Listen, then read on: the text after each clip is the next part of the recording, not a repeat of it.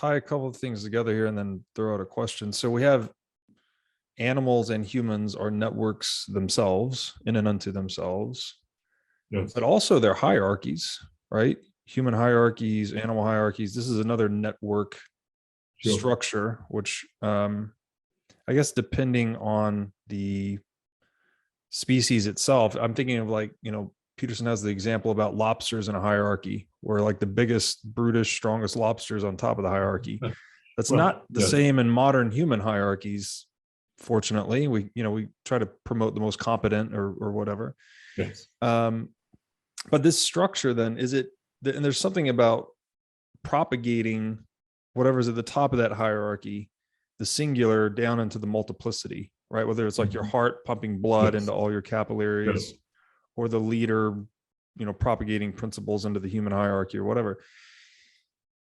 That propagation is economized through fractal architecture, it seems like, and that would be the sublinear you're describing, right? It's, you can. Yes. So it doesn't have to be sublinear. And that's where cities come in. I mean, biology is completely dominated by sublinear, fractal-like power law scaling. That describes with exponents, in the word I used before, of 1/4.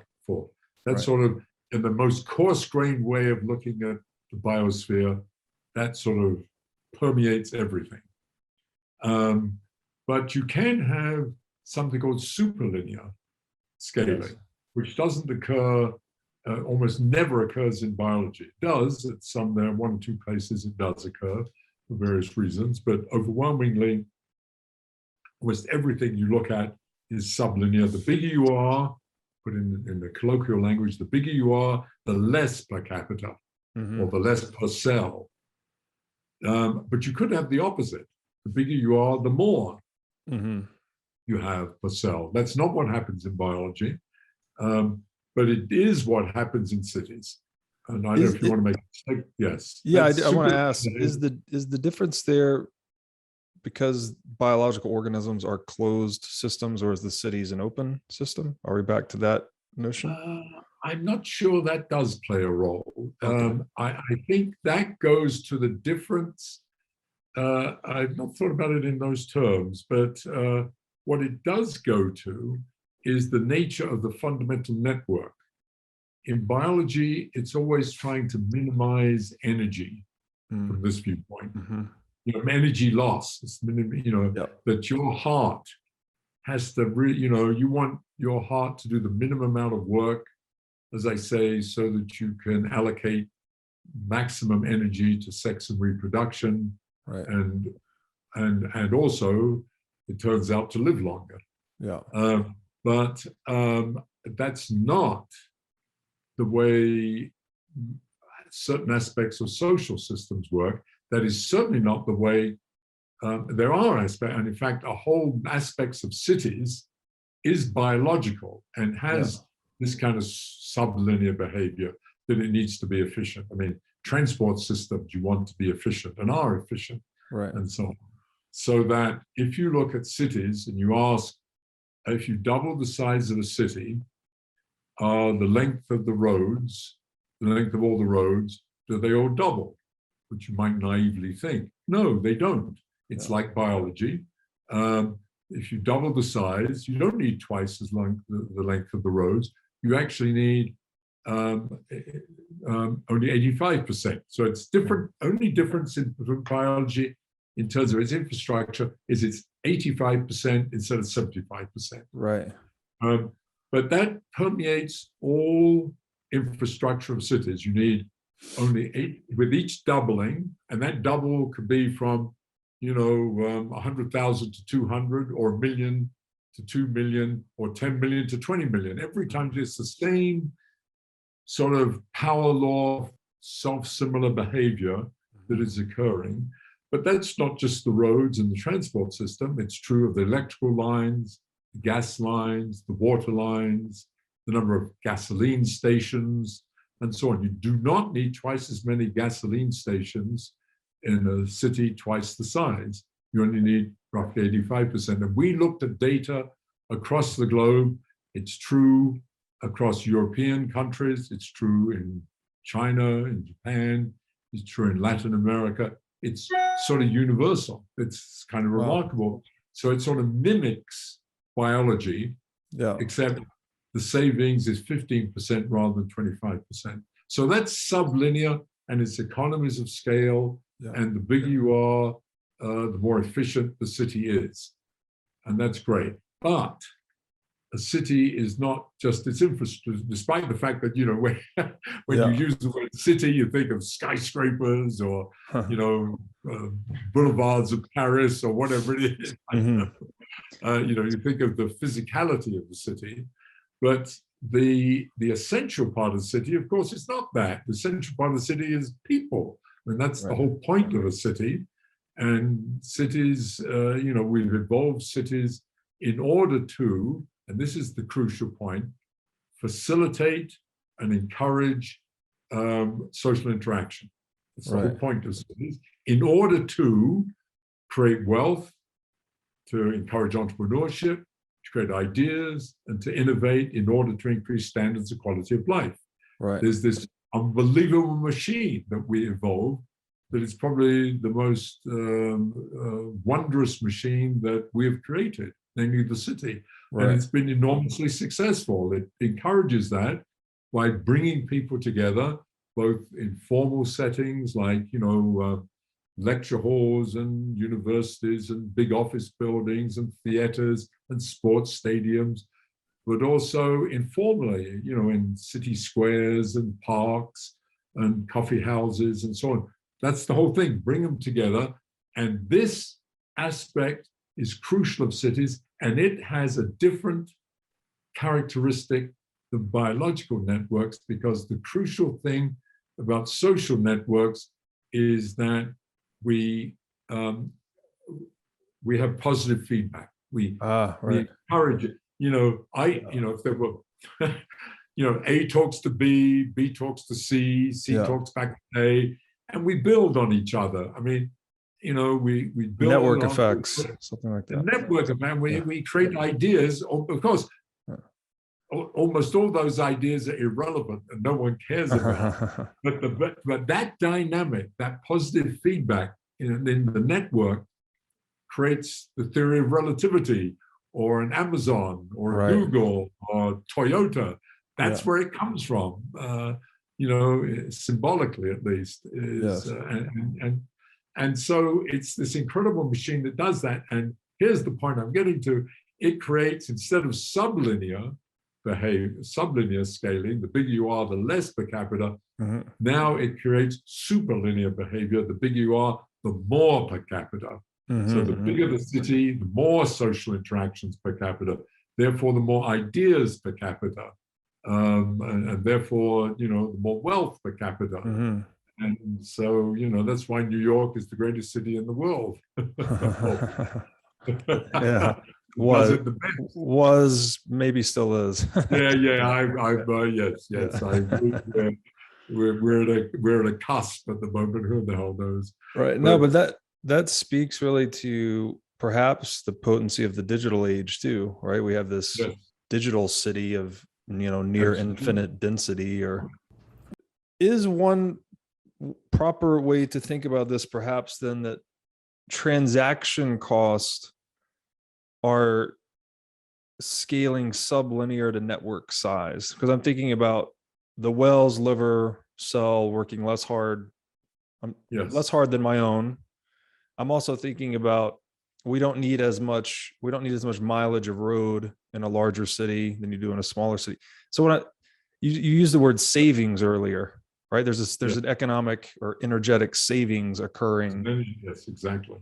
Is that what's happening? So transaction costs are scaling sublinear to network size? Yes, it can. Yes, that's a one way of talking about it. Absolutely. Interesting. Yes, absolutely. Because that ties directly into markets, by the way. It's like the larger the market, the more wealth it produces. Absolutely, yes. And it also ties into the function of companies. And one of the questions that we've just begun to think about seriously In fact, to our surprise, we got awarded a very large grant by the National Science Foundation to look at, which is related to this. And maybe we can come talk a little bit later, possibly. And that is the question of administrative costs. You know, what, which is sort of related to some of these questions, bureaucracy. You know, and we got into this is again a tangential comment. We got into this couple, myself and one of my colleagues named Sid Redner, were sitting around talking, bemoaning the usual bemoan that, you know, bureaucracy is killing us. There's, you know, why does, you know, government has too much bureaucracy, but all these bloody companies have too much bureaucracy and it drives you nuts. You can never get anything done and so on. And then we started talking and it came out, you know, we thought, well, how do we know it's too much bureaucracy? What is the appropriate amount of bureaucracy? Maybe the government has, in order to do the things it has to do, whatever it is, the company or the government or the university or whatever the organization is, maybe actually it's sort of the right amount, given that it has to deliver all these things. And then the question comes up, could you imagine developing a science of that you could ask, what is the optimum size of the bureaucracy for a given set of functions? You know, can we, you know, maybe it's crazy, maybe we can't answer that. Anyway, we wrote a proposal, which eventually got funded. Amazingly, we were amazed, to try to answer that question, because it's the question, how much control mechanism do we need? It goes to our, by the way, it is related, I suppose, which I never thought about, to our pre-recording conversation about libertarianism, and government control, and so on. Because it's clear you need some government control, but you know it can kill you in many ways, and you can't have just totally openness. You know, everybody just doing arbitrarily. I'm going to drive on the left-hand side of the bloody road, whether you like it or not.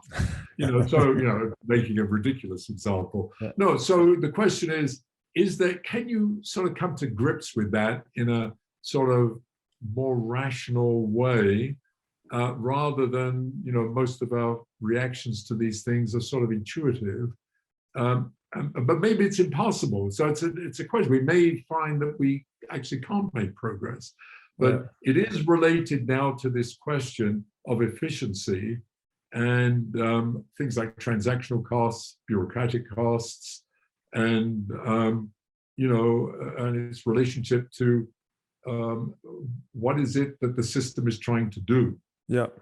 What is it trying to optimize? So that, okay, let me ask you about that real quick, and then come back to what you're just talking about. The optimization you described, is that navigating the trade-off of efficiency and redundancy? Because I'm thinking about, you can have a super efficient network that's just like, you know, I'm thinking of just a centralized ledger here where you update one database and it's done, or you can have the decentralized ledger that's much more redundant and therefore robust to I guess you could say dishonesty. Even I'm kind of using a Bitcoin analogy here, but there's a lot more energy involved with that. But there's some middle way between centralization and decentralization.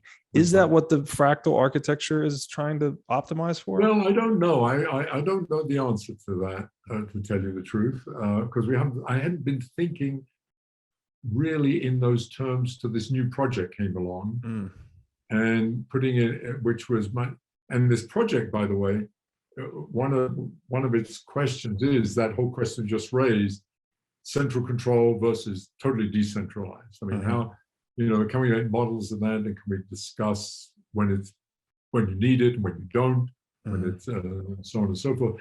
And by the way, it's not just about social systems. This project is also related to biological ones.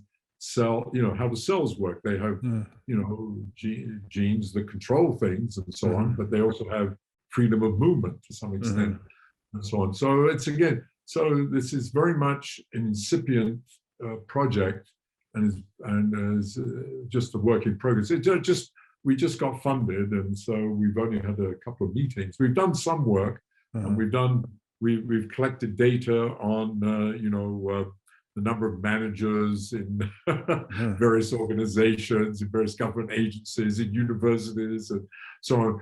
And one of the problems, again, this is just a side comment, that makes much of this work very challenging, apart from the conceptual questions, is getting data.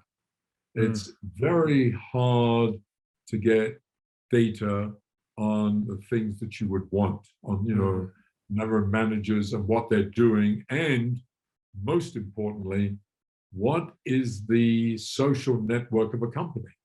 I mean, if you ask a company, and I've done this because I've been involved with companies, give me, what is your social network? And they hum and ha, and then they send you the organization chart, which is sort of, well, it has some meaning, of course, but what you really want is, what are the nodes and links between people, and who are the important people? So you'd like, what you'd like is all the emails that are flowing, and the telephone, and of course, ideally, what was talked about. Well, obviously, you can't get that, but you could get, if it's scrubbed and sort of devoid of names and so on, the social network as defined by email traffic and telephone calls and text messages and so on. They could get that, and they have that, some companies, but they don't use it, which is nuts in my opinion. And we'd love to get hold of such data, but it's very frustrating that we have very little access to that. But anyway, that's sort of a side comment to it, but you need that, of course, ultimately, to really develop a serious model, serious theory, and understand these concepts and these very deep questions at all levels of society, including the whole society itself, about centralized versus decentralized, and so on and so forth. Yeah, the point's well taken. It's hard to get legibility of social interactions, right? Because we're all communicating to greater or lesser extents and across so many different media. It's probably really hard, I can imagine. Let me ask you that. So this is sort of going back to something you said earlier, but then we'll use it to springboard forward. You mentioned the tree analogy. So if you double the size of a tree, you've scaled its volume, by a dimension of 3, I think, as you said, which is mass proportional to volume. Is then the limiting factor on just using the tree as an example, it's the tensile strength, or the I don't know if that's the right term, maybe structural integrity of wood itself? So if you gave a tree a harder wood, it could grow larger. Is that what a redwood tree versus an oak tree is? Something like that?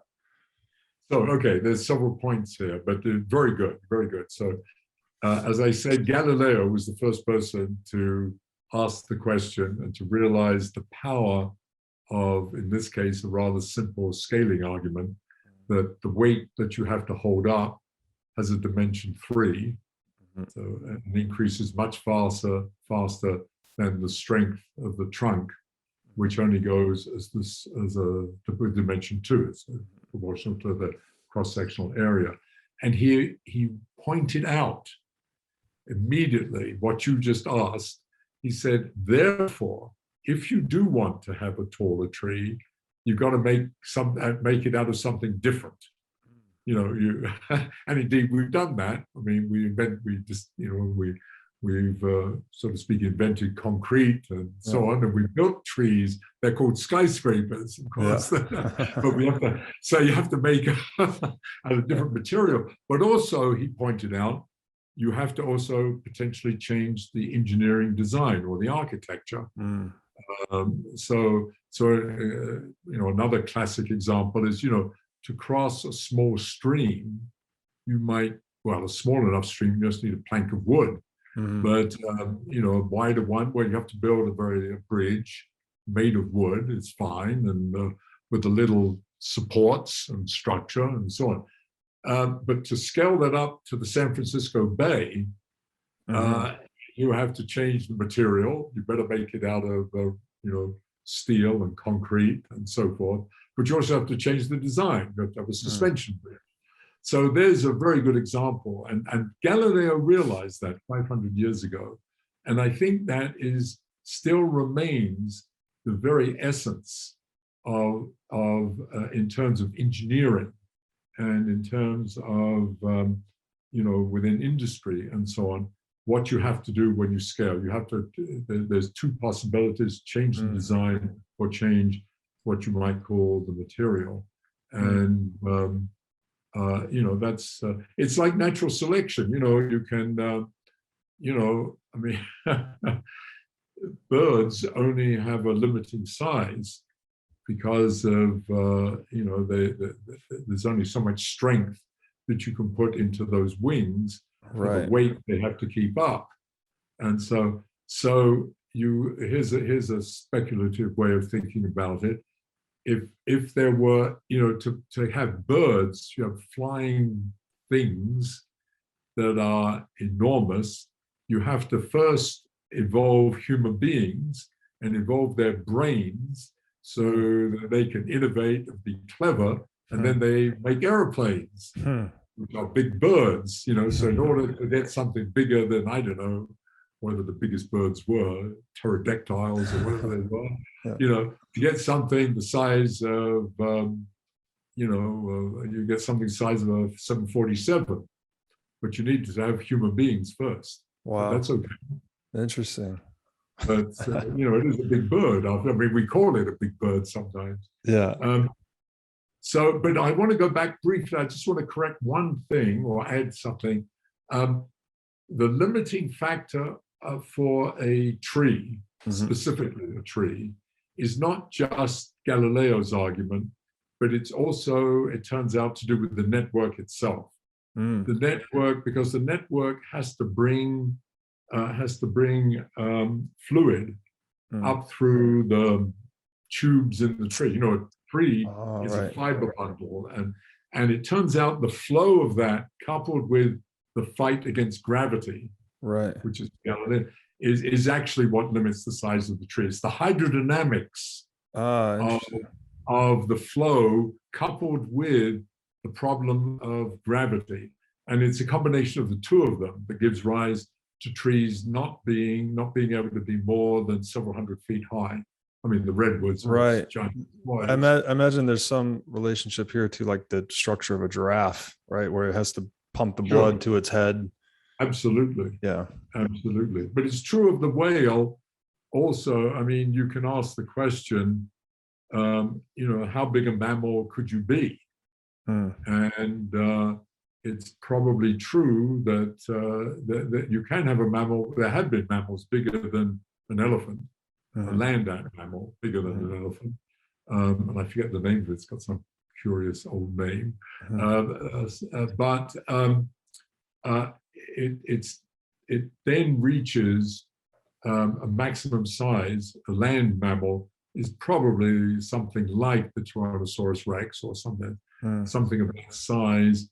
Can't hold itself up and can't run fast enough to get enough food, and so on and so forth. Has to be able to move. And so on.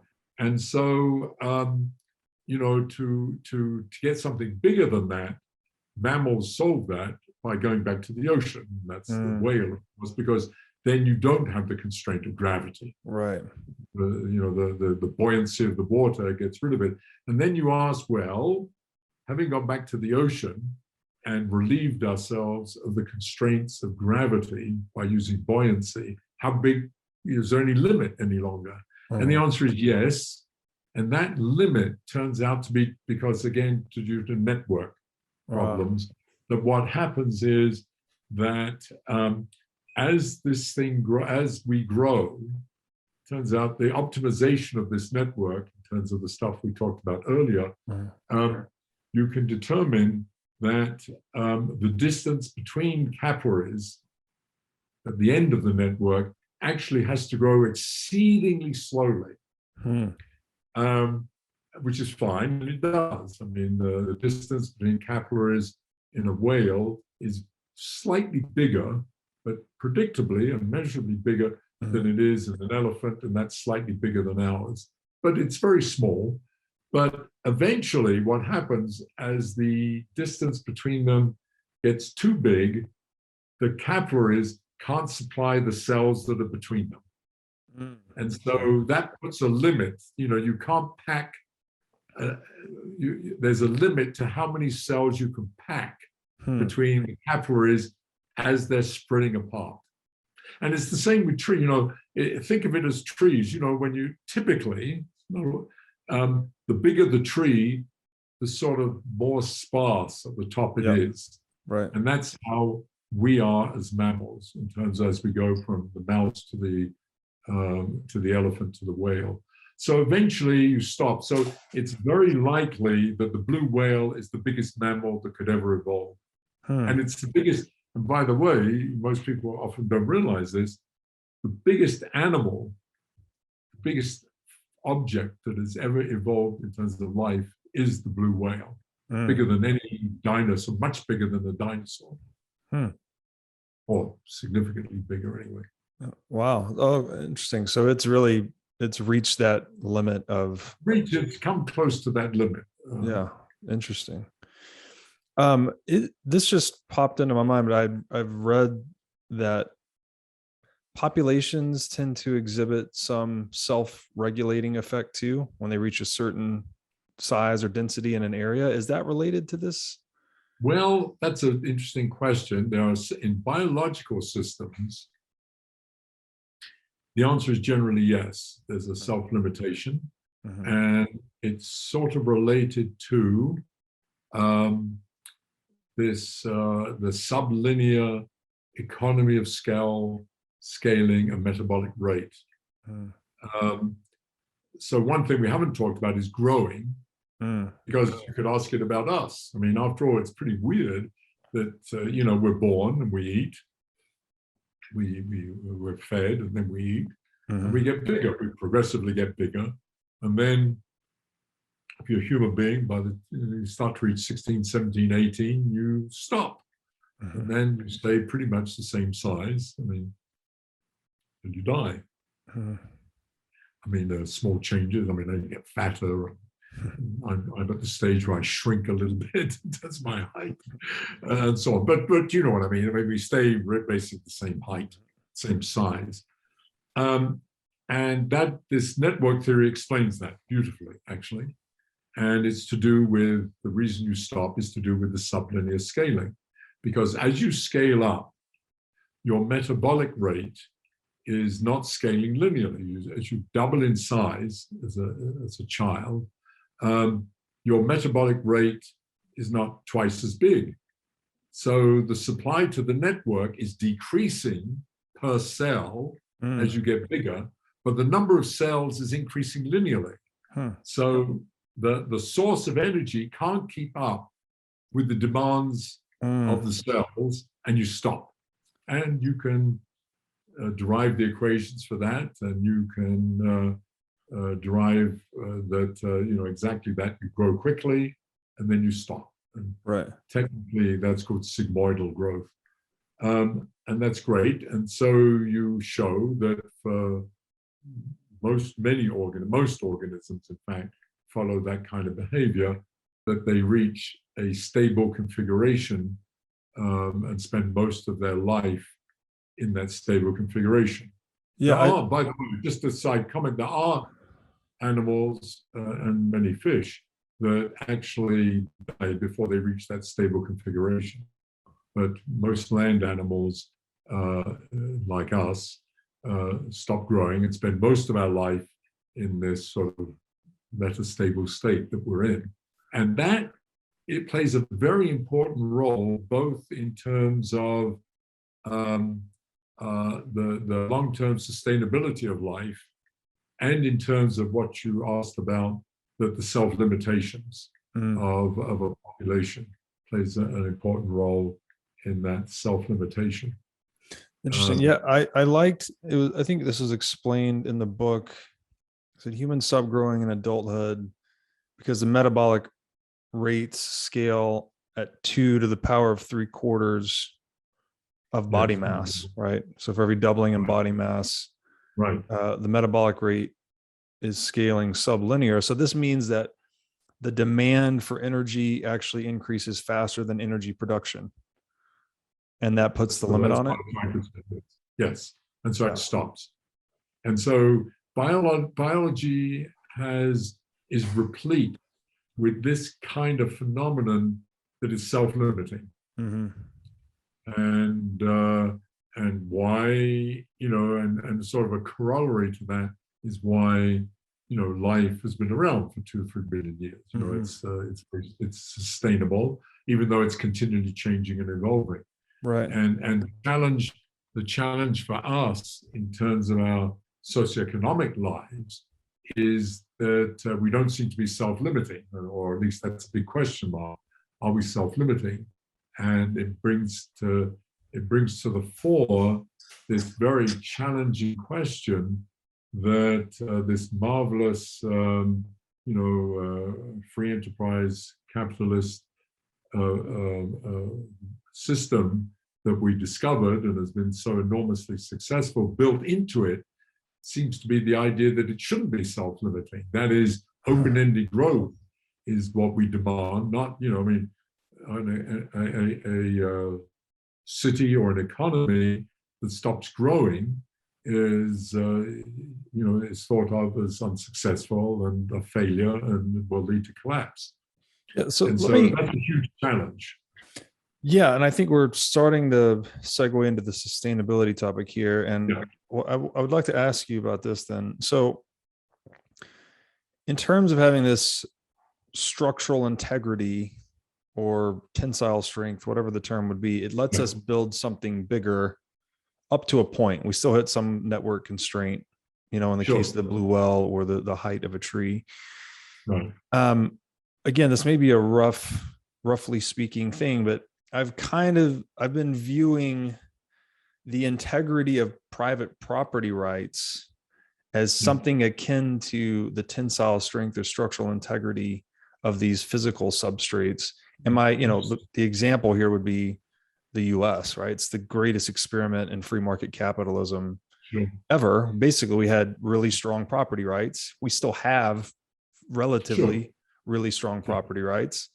They're less strong with every dollar printed because expanding the money supply is a violation of property rights, but that's another topic entirely.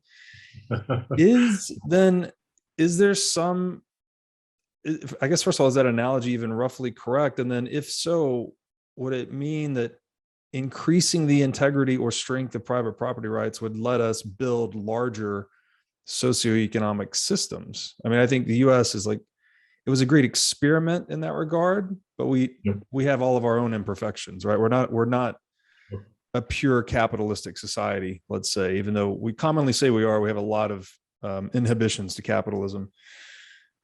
I'd love to hear your feedback on that, because I'm starting to try and put together an argument of the violation of property rights being coercive to socioeconomic scaling, something to that effect. Yeah, that's a really fascinating question. And I have to say that, Robert, that I've not really thought about it in those terms. In terms of property rights and the role, I think associated with that, if you like, I'll make it extreme, the sanctity of the individual. Yes, right. As distinct from the collective. Correct. And it's a tricky, difficult question. Yeah. And we in the Western world, one of the things we've developed in the last couple of 100 years that is no doubt somehow a consequence, I'm assuming is anyway, I've always assumed as a consequence of capitalism and free market system, is the respect for the individual, which you call property right. I sort of, as I'm talking, I think of them almost as synonymous. They very much are. And just the life, liberty, and property was kind of like the foundational principles of Western civilization. They're just manifestations of freedom, ultimately. Property are the fruits of your past freedom. Sure. So that's it. On the other hand, society is a collective, and it has to have some collective behavior. It has the rule of law. There's certain things that we all agree on. There's grayness to all of this, by the way. Obviously, there's no rigid boundaries to this. And I have not thought about it in this kind, in terms of my work. Now, how I've got into this, and maybe we can defer this line of discussion, and let me digress a little bit of how my work has related to it by expanding a little bit on the work that we've done on cities and possibly even companies, because it does relate to this, and that's what got me thinking about it, because it's not my expertise, of course. I mean, by the way, I didn't say this in the beginning, but you introduced me rightly as a physicist, and I still think of myself that way, but I'm miles away from what is considered traditional physics, even though the way I think about the world and the work that I do, I think of as physics, even though it's applied to biological systems, ecological systems, and now social systems. But it means that I've had to learn a great deal because this is not my training. And I've moved into areas that I don't have the background. And one of the ways I compensate for that is by working with people in those fields. And that's been very useful, obviously. And one of the great things about being at the Santa Fe Institute is that we're all together. That is, there's no disciplinary boundaries, and we're and I talk to anthropologists and economists and social scientists, as well as other physicists, mathematicians, and biologists, and so on. And I think that's important to realize that, but it's important to realize, and I have to realize my own limitations. But it also, having said that, I give the opposite. It gives me great freedom to think in ways that are not somehow tainted by traditional thinking. Right. Or this is the canon. This is what you're supposed to believe, and so on.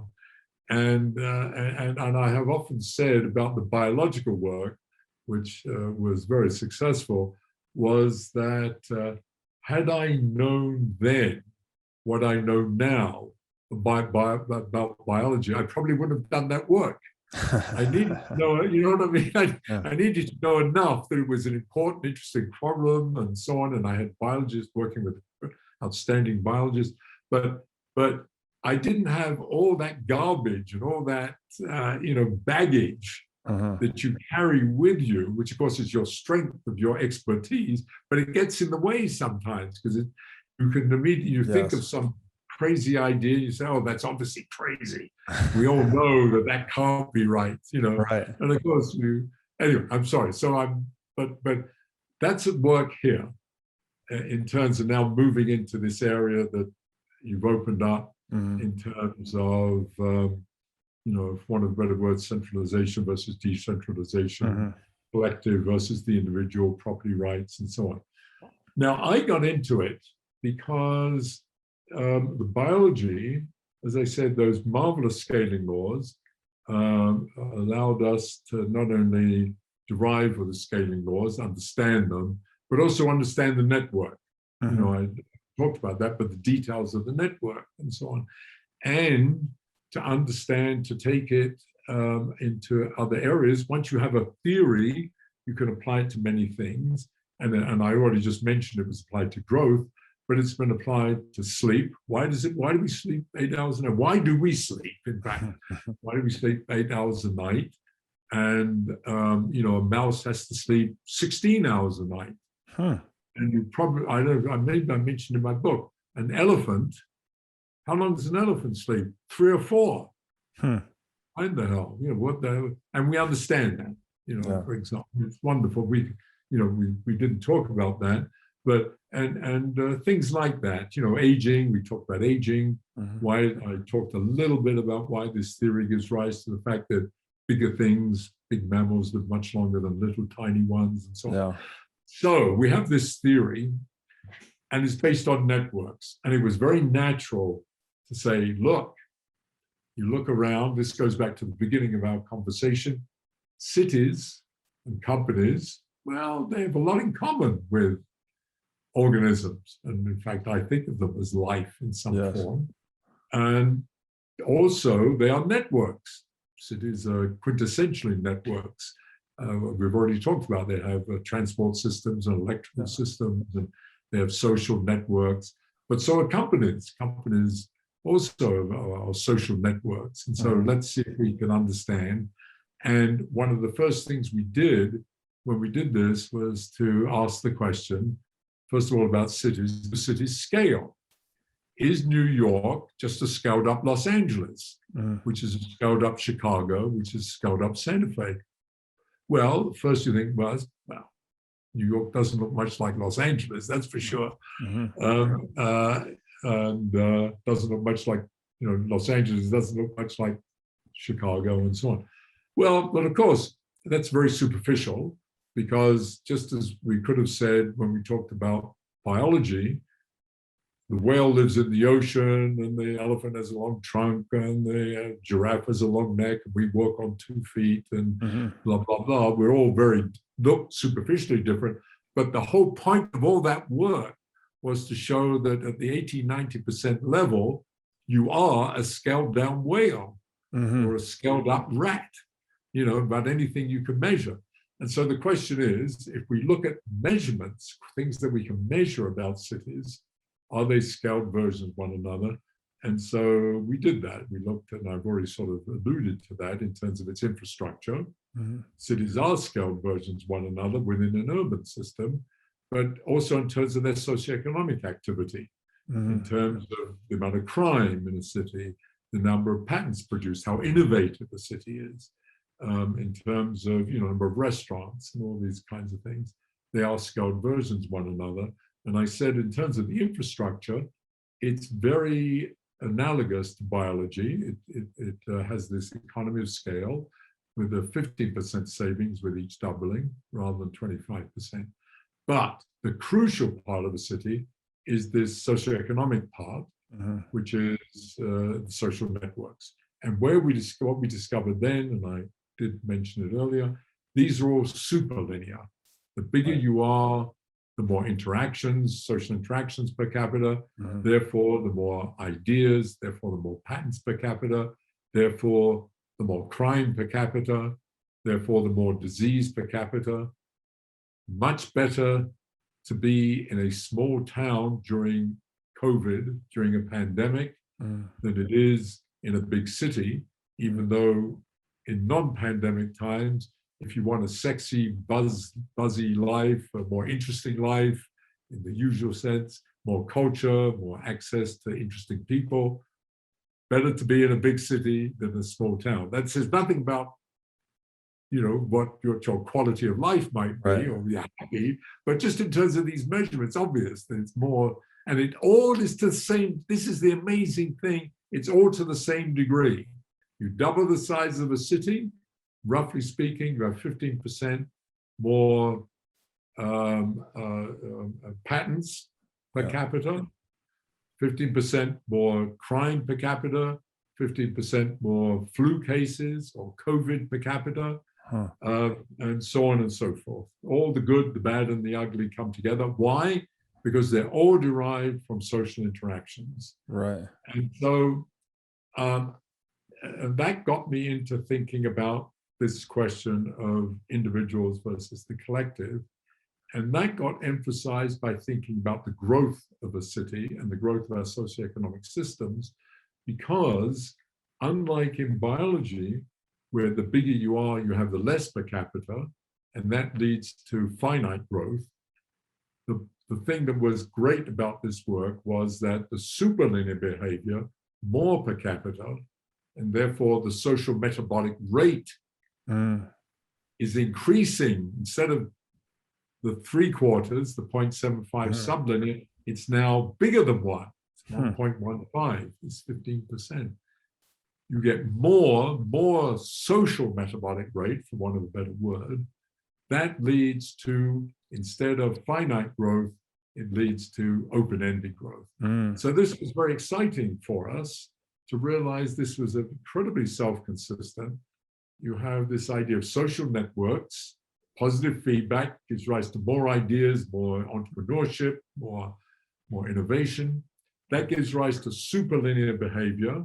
The bigger you are, the more per capita. And superlinear behavior gives rise to super exponential growth. You have open-ended growth, which is what we see. So this was incredibly satisfying, but it had two major consequences that are crucial, that are sort of make you stop and think. First, the theory also said that unlike in biology, where the bigger the size, you also have the slowing of the pace of life. Elephants' hearts beat much slower than humans, and ours beat slower than mice. The pace of life increases, has to increase, turns out. And that's what we see and we feel. The pace of life, we've looked at lots of data to verify that. But more importantly, that this growth equation, this growth, open-ended growth, gives rise to something which technically is called a finite time singularity. And what that means in English is that in some finite time with this open-ended growth, it's going to become infinite, which is crazy. That is, you're going to have an infinite GDP, or you're going to have an infinite number of patents produced, or an infinite number of, I don't know, restaurants. It's completely nuts. So that can't happen. And the theory tells you what happens, that if you insist on that, you will collapse. And so the system is destined to collapse.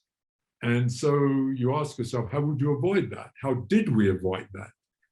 And the answer is you recognize that, well, when you say you have open-ended growth, of course, you've done it within a given paradigm or within a given major innovation.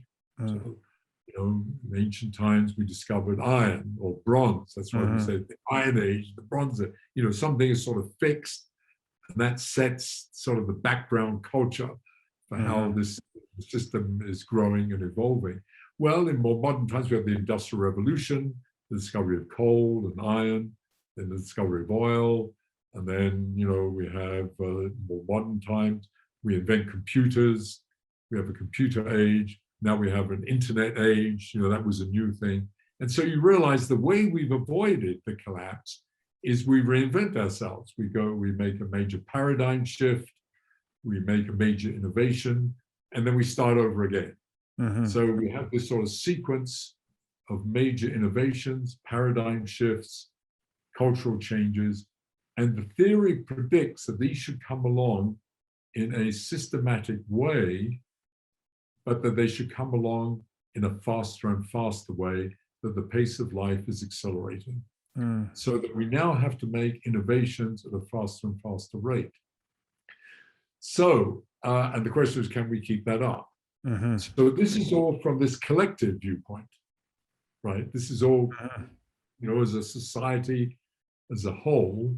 And the question is that I have struggled with, but have not, you know, is definitely something I do not have a resolution of and don't understand, frankly, is the role of the individual. Exactly what you're asking about. How does the role of the individual, or put slightly differently, the way I came into this is, since all this is driven by social networks, does it really matter about the structure of the social network itself at the individual level? Which sort of gets to your question, does it matter that we have individual property rights and the role of the individual, or not? How much does, or put slightly differently, that's maybe putting it too strongly, to what extent does that matter? Because it obviously matters, because it's what's driven, I mean, as you said, the United States, this marvelous experiment, has been built on that and has been wildly successful. But you know, it's coming up against this accelerating pace of life, faster and faster time, driven by the marvels of entrepreneurship and and within the social network, Mm-hmm. how does all this fit together? And that's the big question mark for me. It's a big, big question mark indeed. Hey, everybody. As you've no doubt learned by watching this show, Bitcoin is the single most important asset you can own in the 21st century. And one of the most important companies in Bitcoin today is NYDIG. NYDIG's mission is to get Bitcoin into the hands of as many people as possible. One of the ways they are accomplishing this mission is by empowering banks and financial technology companies to offer their own Bitcoin products and services. As a true game changer in the industry, NYDIG is safely unlocking the power of Bitcoin for forward-thinking individuals and institutions alike. Led by Robbie Gutman, Yin Zhao, and Ross Stevens, NYDIG has absolutely exploded onto the Bitcoin scene recently and has quickly become a leader in this space. So, whether you are a professional investor looking for asset management services or a company looking to white label your own Bitcoin product or service, consider NYDIG your single source solution for everything Bitcoin. I'd like to say a few things in response to that. So, yes, I'm sorry, I talked too long. I do. No. I took lots of notes, and I hope to add some value to your explorations here. So, I haven't read a lot of Ayn Rand, but I'm doing some other series on her and about her. And one of the things she says that makes a lot of sense to me is that all rights are derivative of property rights.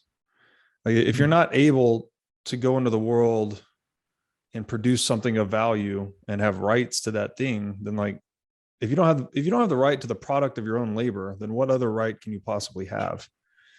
And you could look at this quantifiably, like, what is someone with zero property rights? That's someone that's being taxed at 100%. So everything they do, someone else is taking. That's a slave. That's what a slave is, right? A slave is someone with 0% property rights or 100% tax rate, whichever way you want to look at it. So clearly that doesn't work. I mean, it does. Like, we had ancient Egypt and these other, slave systems, but they're not sustainable. And they're not humane, clearly. So yeah, well, there's certainly in terms of what we have developed in the last couple of hundred years, which is, this is not meant to be a negative way of saying it, sort of the cult of the individual and the rise, or maybe the rise of the individual. Because until 200 years ago, the role of the individual was subservient. Yes, but to your point, which is completely well taken, we have to be subject to some protocol, right? I like the driving on the right hand or left hand side of the road. That's something we have to submit to get on, to have harmonious exchange and discourse. So and again, admittedly, my views are libertarian leaning, but I would say that in the same way, in my view, as evolution is scaling up from cells to these collective networks of the whale or the human or whatever else, but the cell is self-similar, right, across all organism. I think the individual is essentially the cell of human organization, whether that's a business, a country, whatever you want to call it. So, one of the things you said here, so there's this superlinear output from cities of wealth, ideas, energy, virulence, all these things. So it seems like the trick, maybe it's almost like when you put these things together, it starts to create emergent properties, right? Something that's more than the sum of its parts is another way to maybe say the superlinear thing. The trick is to put these things together in some type of structure that's strong enough to resist that superlinear output, something like it has more structural integrity. Because there's, to your earlier point, there's a commensurate increase in entropy, right? So we could say the city's producing more wealth than ideas, but the entropy side of that would be, more COVID cases or crime, whatever. So if you have, by the way, I just want to interrupt you with one thing. Go ahead. So that I often say when I give talks, I talk greater innovation, therefore greater ideas, more exciting things, but also greater crime, because that's also innovative. I mean, crime is an innovative process. Right. You know, I mean, and so we have to recognize that, and that is, so, and I call it social entropy. Yes. By the way. Social entropy. Yeah. Exactly what you picked up on. Right. I call it social entropy. As is war, right? We have great spurs of innovation in war. Yeah, absolutely. So it's really, I guess the punchline that I'm just thinking out loud here is like, if we can create socioeconomic or social systems that have really strong, unbreakable protocols, right? That you don't have to fight over who gets to make the rules as much. Right. If there's just like, almost like with gravity or thermodynamics, we're not debating about that in Washington. Like, what should the gravity be? You know, it's a fixed law. We all abide by it. We all adapt to it. The more we can get the rules of our socioeconomic order to be that immutable, I feel like my intuition is at least that the more wealth civilization more of the superlinear wealth or output that the city is capable of, we could harness more of it without the system ripping itself apart. Yes. No, I agree. And I think that's the struggle, right? I mean, I agree with you, but it's very, it's incredibly hard, both, and to come to agreement, because sometimes, you think you have come to an agreement sometimes. Yeah. I mean, the thing about driving on, one side of the road is sort of an extreme example and obvious. I mean, they're pretty obvious that for the collective good, and in terms of whatever your politics might be, you have to have something like that, right? But as you move up to more complex things, it becomes not so obvious. So I was born in England in the beginning of the Second World War, and I grew up in post-war Britain, trying to recover from the war with a socialist government. Churchill was thrown out in the socialist government. And I grew up not knowing anything other than a national health system. And I took it for granted. Amazingly, I can hardly believe this, until I came to America when I was 20 years old, that, if you were a citizen, you had free education, access to free, there were obviously, there's private schools and so on. You had free education and free healthcare. And I just assumed, this goes to your question about trying to have, we can all agree on. I just assumed that was universal in my total naivete. Right. And I was given a rude awakening when I came to America and discovered, yes, they have free education, which was wonderful, at least up through high school, access to free education, but healthcare wasn't, that it was each for his own. And I was quite shocked at that. So there's an example, there's something where, I came from a background where that was taken for granted, was an assumed, and indeed in Britain today, even though there have been right-wing governments, everybody agrees still with that stayed pretty much the national health system, which is always a problem, I mean, needless to say. But I understand, and I certainly understand the arguments here. Now, I'm an American now, and I understand the arguments pro and con and why people yell and scream about this and feel so strongly. Can I ask you, have you heard of... It's what I'm saying, from a personal experience, it's highly as you well know, of course, it's highly non-trivial. But what you articulated is what we want. Yes, yeah. Is collective agreement about certain things that we can get on with the real stuff of life. Yes, yes. Just like you said in the organism that it wants to free up its energy for reproduction and child rearing. Yes, it's like there's this great quote by Whitehead.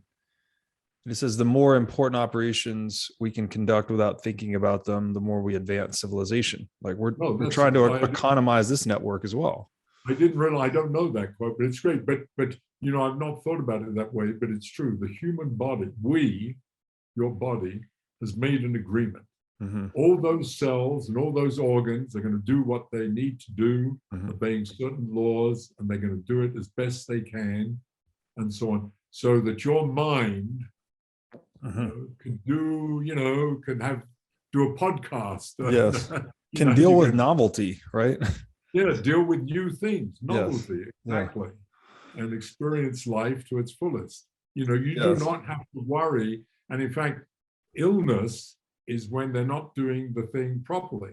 Right. In a way, you could think of it that way. When there's rebellion, the heart is screwed up somehow and is plugging itself up. I mean, I'm being a bit silly, but that's a great way to look at it. I'm a big follower of Jordan Peterson. He talks often about the pathology of hierarchy, right? Which we would call corruption or coercion or any of these things. And it's a real problem, it is, exactly. And it's maybe not even an analogy. This term Mass-Psychosis has started to go around recently over the past 2 years. So, maybe there is really something to it, that if you pathologize the hierarchy, you can actually induce psychosis in people or in populations. So, well, I think there's good evidence, clearly, that you can, people have these collective psychoses. Movements, big movements happen. Can happen very quickly. I mean, horrible cases can happen. Good things and bad things happen that way.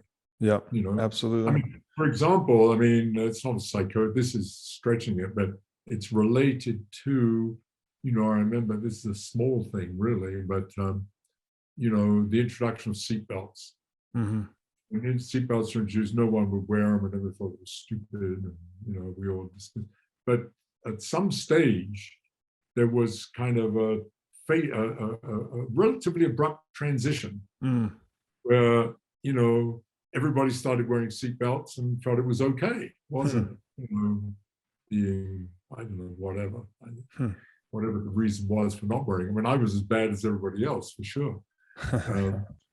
Not wearing them for many years. Can I ask you, sorry, you mentioned about education and healthcare being free, and then you came to the U.S. and the healthcare piece was. Have you heard of Murray Rothbard? He's like an American libertarian philosopher. No, I've not heard of him. No, is he good, or should I read him? I would encourage you to check him out on your inquiries about the individual. He's almost like an Ayn Rand type, but much more. Yeah, I've read Ayn Rand. By the way, I have read Ayn Rand. I've read a couple. I read the only one I remember is Atlas Shrugged. I remember. Right. Is that Murray's similar on the individual, but he comes from the Austrian School of Economics. So one of the things he would say, I've only read him, I've never talked to him. He says that free education, free healthcare, right? It's not actually free. It's being paid for by tax dollars. Oh, sure. Absolutely. And taxation is like a non-mutual exchange, what he would call theft. So again, back to that idea of getting social entropy out of the system as much as possible. Like that's one of the biggest issues in the world is you can't even hedge against that form of risk.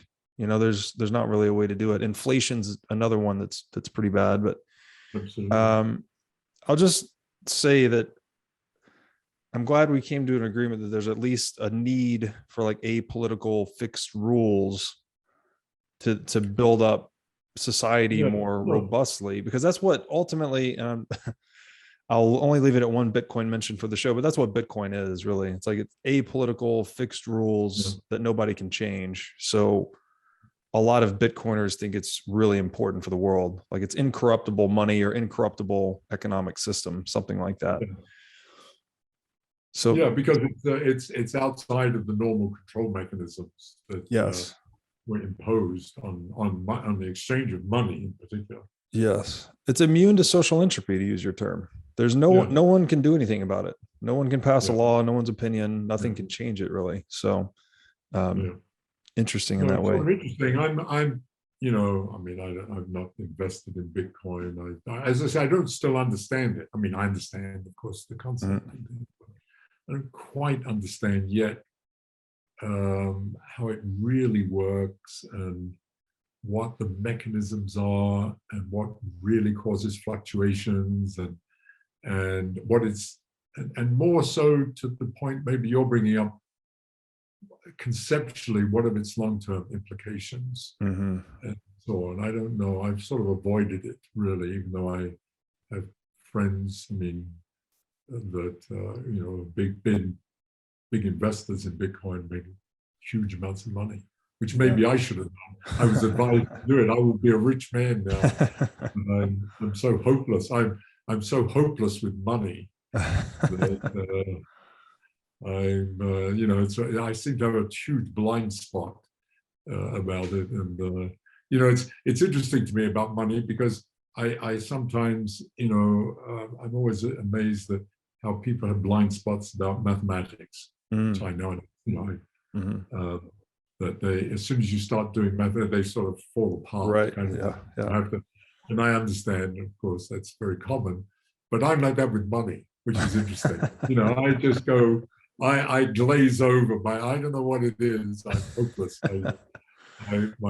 It's amazing that I'm still solvent. Now I understand why you said you were worried about me asking you something about money. I was. I thought, Jesus Christ, this is one area where I'm truly weak. That's so funny. And I have some phobia about. You know, and I'm lucky in a way, because I do have a phobia and I don't understand it. I don't invest. I've lost. I mean, in principle, I've lost a lot of money by not doing anything. But I'm at ease with it because I have enough. You know, and so that's another aspect of money which I find interesting, is why does one want more? And I've, you know, when I was president of the Center for Institute, and I had to raise a lot of money for good reason, for sort of, but I met with some very, you know, truly rich people, that, you know, in the billionaire, multi-billionaire class, very, very well known, who try to get support SFI and so on. But it was always intriguing to me as to why they want. Some of them I would talk about money, and they wanted more. Some of them, and it was like, Jesus Christ! If I have $1 billion, why do I want to get 2 billion? You know, I mean, but it was sort of interesting to me because it's so alien to me. Yeah. And so there's that aspect of money, by the way, which is also sort of related to this, because it is to do with the individual and their needs and wants and questions of power, control, their contribution to society, and what they give back, and so on. So all these things, they're all sort of interrelated. And I've never, it's only in recent times that I've started to try to think about it, and I can't get my arms around it yet. Yeah, I mean, great points there. The one thing I would just, I guess, to put a button on the property rights discussion, like in a world where... Yeah, sorry, I didn't mean to veer from that. No, it's perfect, actually. Part of it. Because no, it is very much. And as is my response, I think, is that in a world where property rights were perfected, let's say that the violation of property is just not possible at all. The super rich guy or girl would be the person that most served the world, right? They'd be the greatest innovators, the greatest entrepreneurs. So people that went out and satisfied the most wants of the consumer, those would be the super rich. And largely, thankfully, that's sort of the case, right? We have a lot of entrepreneur billionaires, but we also have politicians beating the stock market all the time for reasons that they're not creating a lot of value, you know? So it's kind of a gray area still, but I would just say, and you know, your intuition about money, like why do people want more? It's a whole thing, but I've come to view property rights as kind of like an extension of the territorial imperative. Yes, I think that's right. Every animal wants to expand its dominion, so I guess we're just the same. We just have created an institution around it called property. But the collective, but it has to be constrained. Yes. Varying degrees, and that's where the tension is. Yes. With collective in some form or another, you know, collective behavior and the collective, the needs of the many, so to speak, in order for the whole system to function in an efficient, non-destructive way. Yes. And that's the law. Of course, the rule of law is, of course, an integral part of civilization and society. And all law, it roots out in property ultimately. It's about control over scarce resources. Yeah. Sure. So these are, I don't know. I'm not, as I say, I've sort of backed into this stuff, and I'm still struggling with trying to figure out, what do I really think about these things, and what is, or to put it into a I would say rather putting it into a coherent picture. Yes. Where I see how all the parts fit together, and where are the boundaries, and more importantly, in a way, there are boundaries, but how flexible are they? Mm-hmm. How much can you move those boundaries, and have, from one system to another? Mm-hmm. I don't know. It's and look, the United States, probably throughout its history, but certainly in recent years, has been struggling with this. And I think the whole Trump thing is a version of that, struggling with where is that boundary. Mm-hmm. I think it's people reacting to some of the constraints they feel. In terms, I'll use the word property rights. I don't know if that's the right word for this, but in terms of constraints and encroachment on what people perceive as their freedom. Right. I'm not a libertarian, and I'm not a Trump supporter, but I'm not a socialist either. Right. I know where I'm sort of somewhere. I don't know where I'm somewhere. Probably, if I were to ask, I don't. This is. I'm probably left of center. I'm sort of traditional. I sort of sit as a traditional within the American system, traditional Democrat, which hardly exists. None of these things exist anymore. Right. They've all bypassed me. Yeah. Well, it's a mess today, so I don't know what to call anything. Even when you say like, so traditional Democrat or traditional liberal, liberalism used to mean low to no government, and now today it means the most government. No, in England, I grew up. And when I grew up, there were two major parties. Of course, the Conservative in England. I mean, in England when I grew up, the Conservative Tory Party, and then the Labour Party, which was also a socialist, had a big socialist element, and then the old Liberal Party, which in the up to the First World War had been a major party in England, and it stood for exactly as you say. It was sort of. It had libertarian views, actually, even though it was the word liberal. But it also had socialist views, as some of my libertarian friends have too, which always amazes me. I can't. So let's do this. If you could just let my audience know where they could find out more about you or your work, and then I will send you a schedule invite after this for another session. Sure, very good. So let's see. I'm, the best place to find out about my work is, sort of free, shamelessly advertise my book, is to read my book. It was written, I didn't talk about the book per se, thank you. And there it is. There it is that it was written for various reasons, but one of course, primary, to try to give an exposition of my own work and my own thinking and some of the ideas, and to really try to promote big thinking about big problems, and to promote thinking through a scientific lens as much as one can. And it was done also with the premise that I could do it without writing a single mathematical equation, which was extremely challenging, since much of it is based on mathematics. But it was intended for a lay audience, and it has been, and it's done very well as a book. But it is, and one of the things I tried to do in the book was not to pull things out of the hat.